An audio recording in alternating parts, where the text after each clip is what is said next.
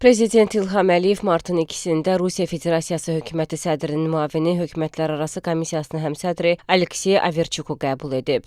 Görüş əsnasında Rusiya tərəfi regionda mürəkkəb və gərgin şərait fonunda Rusiya vətəndaşlarının İran İslam Respublikasından təxliyəsində operativ köməyə görə Azərbaycan rəhbərliyinə səmimi təşəkkürünü bildirib. Azərbaycan-Rusiya münasibətlərinin gündəliyi ilə bağlı ətraflı fikir mübadiləsi aparılıb.